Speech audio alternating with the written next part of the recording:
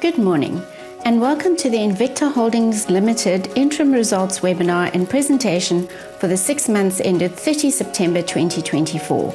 The management team will be taking you through the presentation and you will have an opportunity to post your questions by using the question function on your screen. I will post your questions to the panelists after the presentation's conclusion. I now hand you over to Stephen Joffe.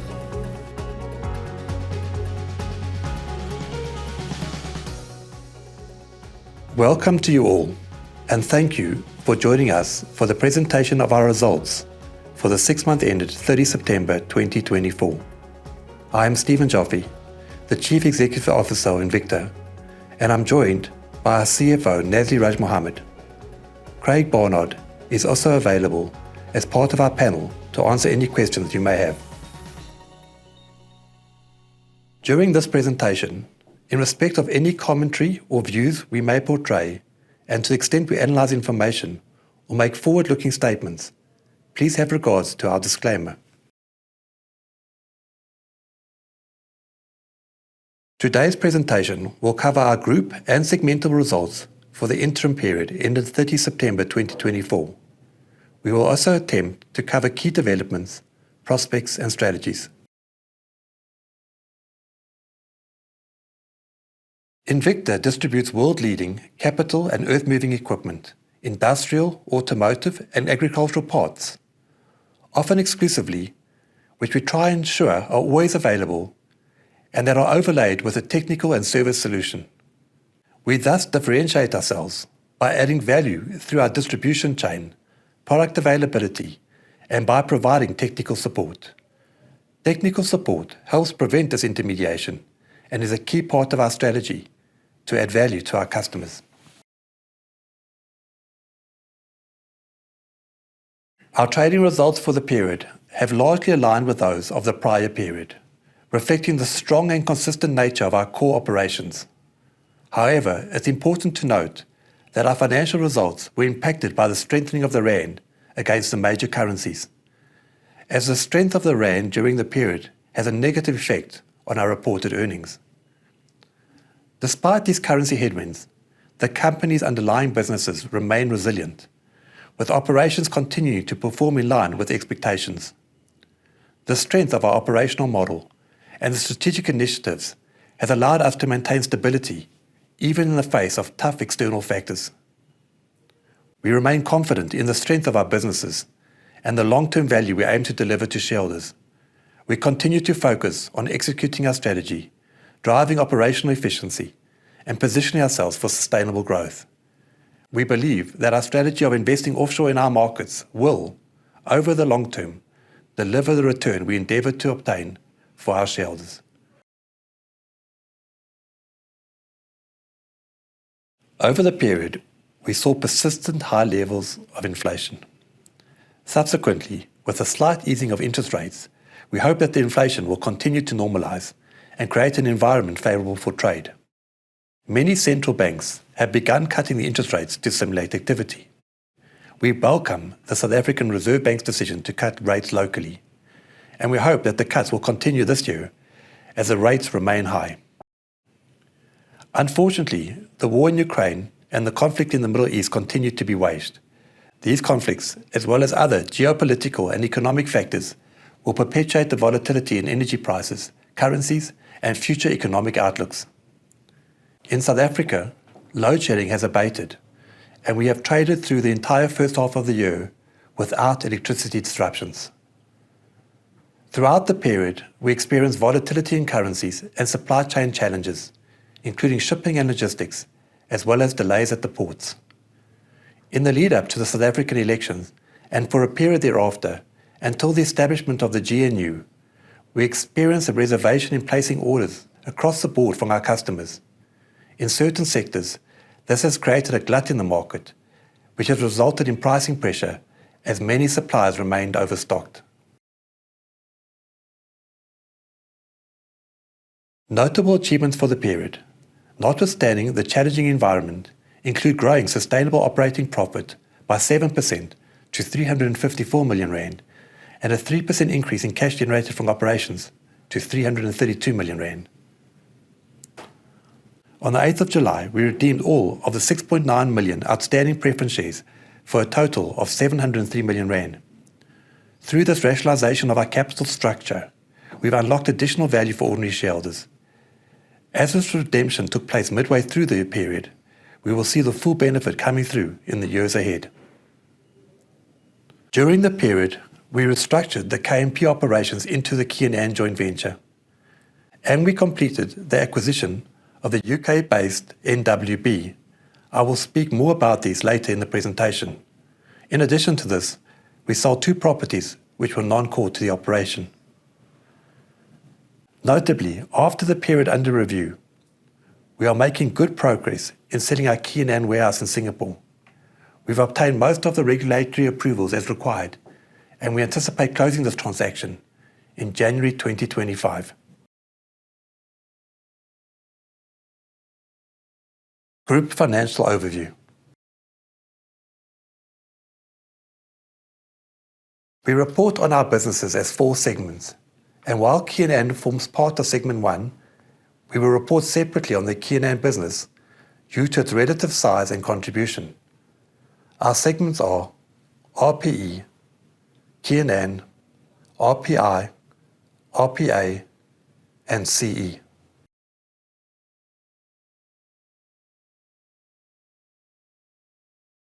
Sustainable operating profit was 7% higher than the previous period, amounting to 354 million rand.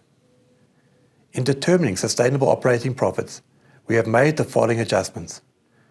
We reversed profits made on the disposal of investments in both the prior and current period and added back the amortization of the purchase price allocation assets on the NWB investment of 2.8 million rand. In the prior period, we also added back a loss on the early termination of an interest rate swap. The K&N contribution increased by 5%. In determining our share of sustainable net contribution from K&N, in the prior period, we deducted the profit made on the disposal of the Shanghai property, amounting to 33 million rand, and we added back the amortization of the purchase price allocation assets, amounting to 7 million rand, in both the current and the prior period. Please note that the 85 million rand includes the contribution from KMP in the current period, as the KMP operation now forms part of the K&N group. Sustainable headline earnings decreased by 15%. In determining our sustainable headline earnings, we added back the amortization of the purchase price allocation assets amounting to 9 million rand, and in the prior period we added back 8.3 million rand. Please have a look at our key indicators. Where appropriate, they've been adjusted for once-off items to try and present a position showing sustainable earnings. Operating profit was 7% higher than the prior period. Headline earnings per share were 14% lower than the prior period. Our net asset value per share of 52 rand and 3 cents was 1% lower than at 31 March 2024. No adjustment has been made to the net asset value calculation. The net asset value was impacted by having to mark our foreign investments to the spot rate at the end of the period. The forex translation, coupled with the dividends paid over the period, exceeded earnings, resulting in a 1% NAV reduction. I'll now hand over to Nasli.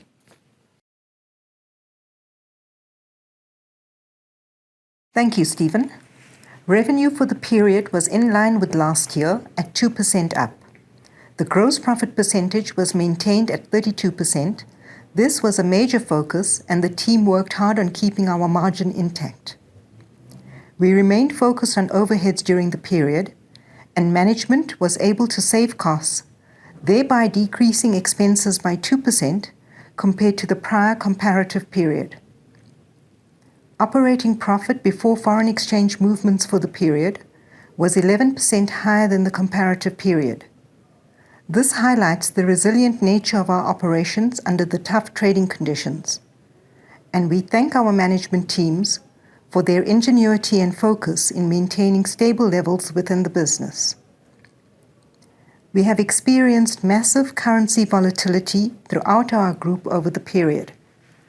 The rand strengthened nearly 9.2% against the US dollar, from 18.96 on the 31st of March to 17.22 on the 30th of September. The impact on our group for this period was a net forex loss of 18 million rands, which is a 51 million rand swing compared to the same 6 months from last year. As a matter of policy in South Africa, we hedge all confirmed foreign purchase orders. Net finance cost increased by only 9 million rands, despite the fact that net debt was higher following the repurchase of our preference shares. During the period, the South African Reserve Bank decreased the prime interest rate by 25 basis points to 11.5%. We welcome this adjustment from the SARB and we hope to see continued cuts in the remainder of the year. As mentioned by Stephen, please note the 145 million rand foreign exchange loss on foreign operations. This is the impact of having to mark our foreign operations to the spot rate at the end of each period and reflects the appreciation of the rand over the interim period. With our strategy for offshore expansion, we have made our business more reliant on that of the major foreign currencies, and we see the impact of this through the forex adjustment for the period. We believe that our strategy is correct and that it will yield benefit over the long term. Considering the savings realized on the dividends to preference shareholders and the increased finance costs, ordinary shareholders are 20 million rands better off. The redemption took place at the beginning of July, and the full benefit will only be seen in the next financial year. Stephen will speak more about the outlook of the capital structure of the group later in the presentation.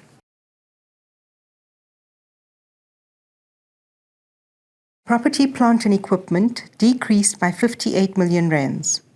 This is primarily driven by the disposal of the KMP operations to the Keen Ann joint venture.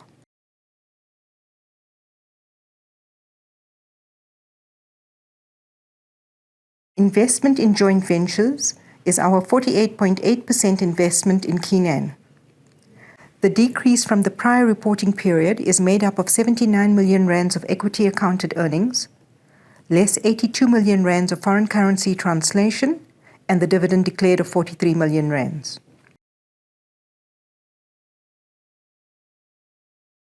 Goodwill decreased by 12 million rands. This is due to the derecognition of the goodwill on the KMP business through the disposal previously mentioned, as well as a foreign exchange adjustment from the strengthening of the rand. Finance lease receivables, including the current portion, increased from 214 million rands to 247 million rands.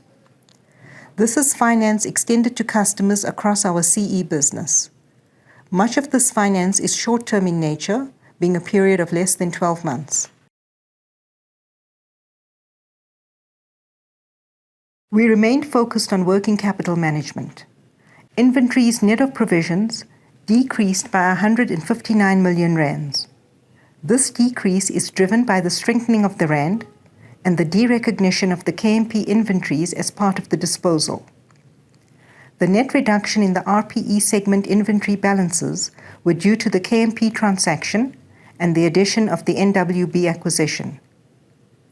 In RPI, inventories decreased by 26 million rands. This is due to the impact of the rand appreciation. Our management teams continue to focus on the number of months of inventory held. We are still experiencing massive volatility in currencies, logistic costs, and inflationary pressures in our basket of products. Our continued focus on ordering the correct inventory and selling aged inventory has helped to keep this number in check.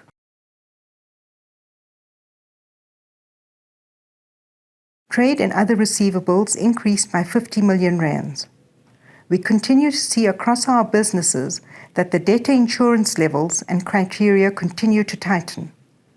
We continue to focus on giving appropriate credit and ensuring the collectability of our receivables. Please note our cash on hand of 734 million rands.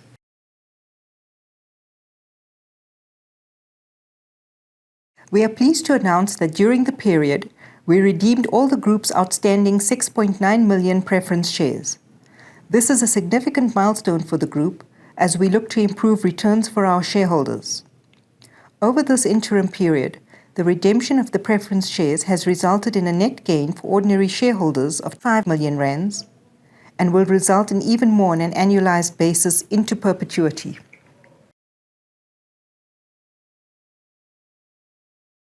Our borrowings and finance lease liabilities amounted to 1.7 billion rands, of which 1.3 billion rands is non-current and 422 million is current. With our cash on hand of 734 million rands and our overdraft of 20 million rands, we have a net cash on hand of 714 million rands. Our net interest-bearing debt is thus 1.02 billion rands.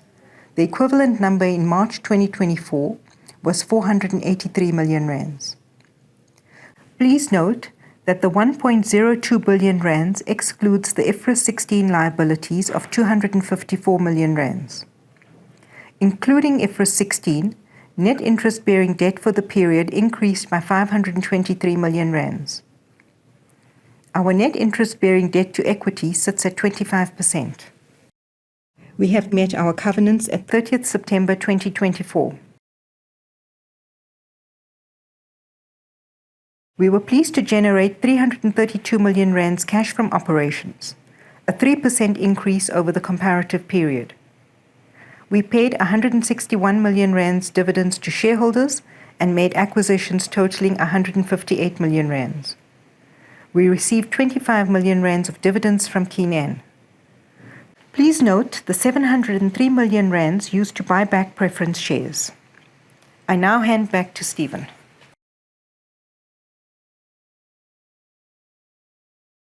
Thank you, Nazli. Operational segment review.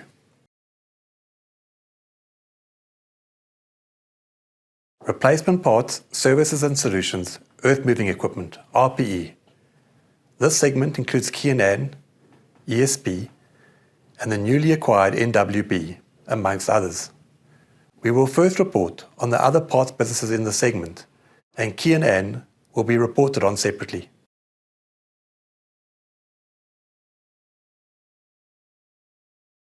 Revenue decreased by 51%. This is the net impact of restructuring the KMP operations into the Keen An joint venture and the acquisition of the NWB business. Operating profit in the segment decreased by 6%. Net operating assets decreased to 343 million rand. The return on net operating assets improved from 30% to 41%. At the interim period, for the return on net operating assets, we calculate the operating profit on a rolling 12-month basis. Please see how we determine sustainable operating profits for the purpose of determining our returns. The adjustments made to operating profit were the reversal of 3 million rand of the PPA amortization of the acquisition assets on NWB. Earth-moving, which includes mining and construction, is 100% of our market in the segment. All our revenue in the segment is from parts. South African businesses continue to perform well, and ESP continues to identify and supply new customers as it increases product offerings to meet changing markets. The UK-based NWB acquisition is providing a positive return on investment and is performing above expectations. Invicta owns 48.8% of the Keen An Group.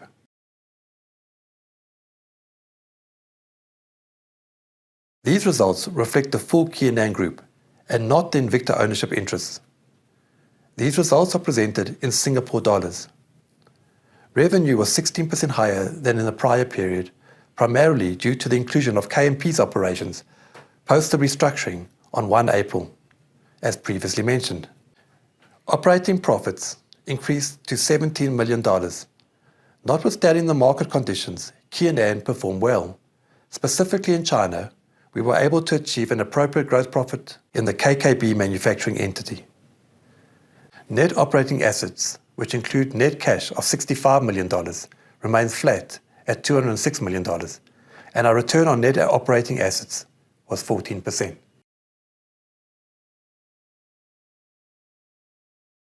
Please see how we determine sustainable operating profits. The adjustment in Keenan was the reversal of the amortization of the PPA assets amounting to $2 million.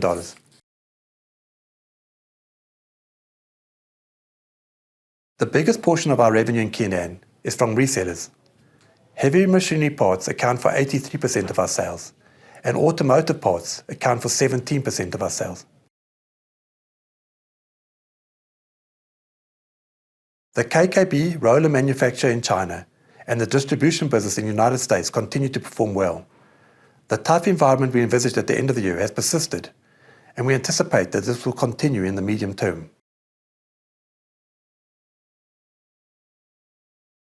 The internal restructure of KMP has been completed, and the Keenan Group now consists not only of its production in China and distribution in Southeast Asia and the United States, but now also has KMP Europe, Far East and United States operations, supplying engine parts, complementing its overall offering.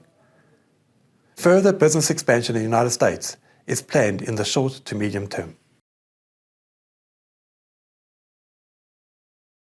Replacement Parts, Services and Solutions Industrial consists of 5 businesses and includes BMG. Revenue for RPI was largely flat for the period. Sustainable operating profit improved by 16%.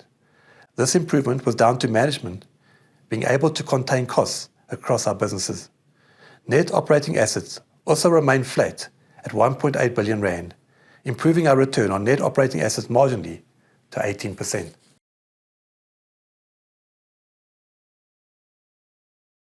Please see how we determine sustainable profits for the purpose of determining our returns.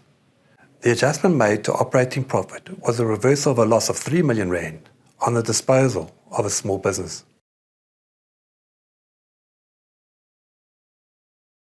Mining continues to be the biggest industry served by RPI, accounting for 20% of revenue. Other than mining, we continue to serve a diverse range of customers. The teams have done well this year in diversifying the markets we serve. Consumable parts amounted to 58% of sales, and engineering, which includes value added to products, amounted to 42% of sales. Our businesses in Africa make up 20% of the segment. Following the outcome of the South African elections, large project orders have started to filter through.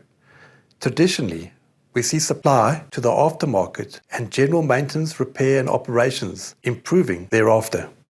We are evaluating our opportunities to strengthen our top-tier brand representation on the African continent. We are currently in discussions with potential partners to explore opportunities of establishing a footprint in Francophone Africa. Replacement Parts, Services and Solutions, Auto Agri. This segment includes our UPG businesses located in both South Africa, UK and Europe. Revenue for the RPA segment was 19% higher than the comparative period.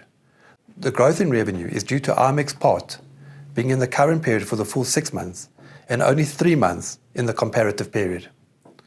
Sustainable operating profit was largely flat at 2% lower than the prior period. The movement is primarily driven by the strengthening of the rand over the period. Net assets increased by 35 million rand. Our return on net operating assets has decreased from 18% to 16%.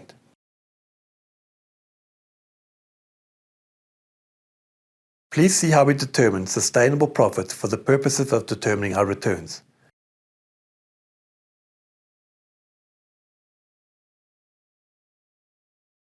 Automotive and transport are the biggest industries we serve in RPA at 88% of revenue, with agriculture also growing into an important sector, now at 8%.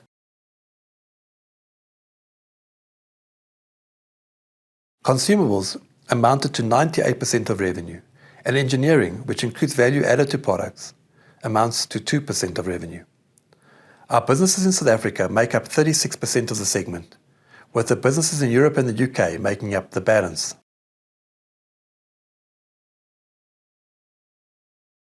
We are pleased to announce that the mitigating measures that we have put in place in South Africa to improve stock availability stemming from shipping delays has been successful. We have expanded our house brand product range to cater for the South African price-sensitive market, where current market conditions are particularly tough. We continue to bear down the integration of the IMEX acquisition and will continue to grow the business with the introduction of our agricultural range.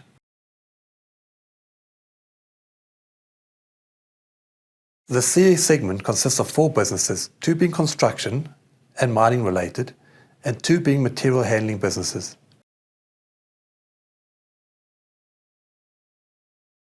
Revenue for the CA segment was almost flat at 612 million rand. Sustainable operating profit was 37% lower than the comparative period. This is due to margin pressures that the businesses experienced in the period due to an oversupply of product in the market. We believe that the oversupply is a result of caution from customers stemming from uncertainty around the South African elections. With the elections behind us, we are starting to see a normalized demand, and we think we are coming to the end of the oversupply in the market. Our return on net assets thus decreased from 26% to 18%.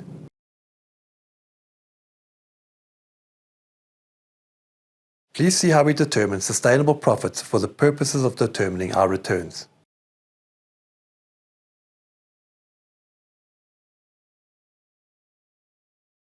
Earthmoving, which includes products for the mining and construction sectors, amounts to 80% of revenue, and material handling 20%. While parts, service and rental only accounts for 28% of revenue, we can cover 75% of the costs of our CE operation based on these revenue streams.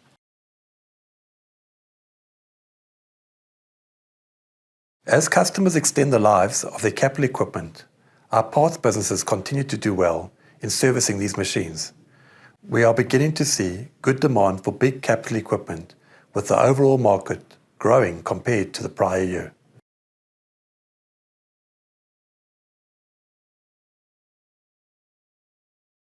Key developments and transactions. It is key to our strategy to de-gear the balance sheet. In the period, we were able to redeem our preference shares out of the capital structure without having to raise additional ordinary capital. It was fundamental to take the preference shares out of the structure. In so doing, we've made much more cash available for ordinary shareholders' dividends. As previously, we deducted dividends for preference shares from earnings before calculating the ordinary shareholders' dividend. Ordinary shareholders will see this full benefit over time. On 1 April 2024, we acquired 100% of Nationwide Bearing Company Limited.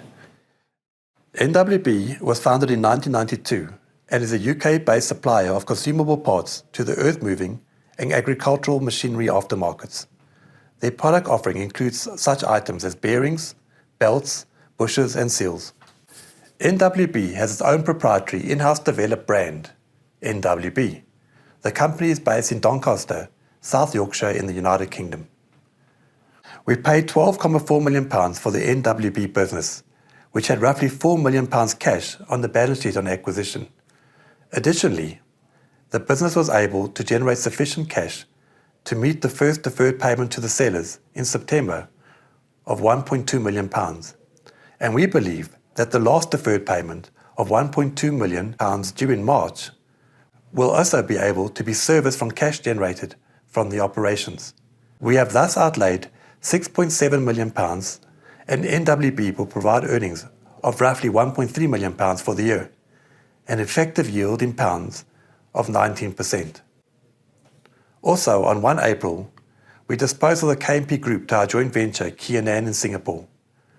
We believe that the KMP and Keenan Group businesses should be combined, thereby creating a strategic focus in the industries and markets in which Invicta has significant experience and strong management capabilities, alongside the strong procurement, network and manufacturing capabilities of the Keenan Group.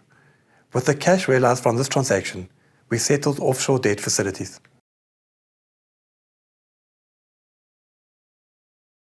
We disposed of our Keenan warehouse in Singapore for 63 million Singapore dollars. We anticipate receiving a dividend from these proceeds of 20 million Singapore dollars by the end of our financial year. These proceeds will be applied against our debt facilities in South Africa to reduce our current debt position. As part of the disposal of this property, K&N has moved their primary warehouse to Shanghai, from where they will continue to service all of their customers. K&N will maintain a head office presence in Singapore, from where the K&N executive and sales teams will operate. With the main distribution center located in Shanghai, the profitability of the K&N operations can be improved. Also, speaking to our customers across Asia, the vast majority of them were supportive of the move, as they feel they can be better serviced out of Shanghai. Accordingly, we believe that the impact on earnings on the K&N Group will be positively impacted. Through our K&N joint venture, we have also recently established a new business in the United States called KSP, where we will look to distribute undercarriage components for the larger earth-moving equipment across North America. In our RPI Group, we've established a warehouse in Madrid, Spain. We have commenced trading at the beginning of November, and we hope that the business will grow with support from our Polish operations as we look to widen our distribution capability into Western Europe.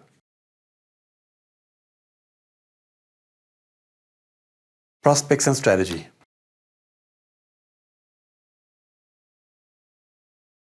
We aim to grow a diversified, sustainable replacement parts group, providing above-market return to stakeholders. We constantly review and restructure our existing businesses to ensure they achieve the desired return. We aim to have a geographical and sectorial diverse group within 2 years. Our objectives over the period will include managing working capital and optimizing operations, generating cash, managing the supply chain and logistical challenges, looking for appropriate acquisitions and new product lines for our existing businesses.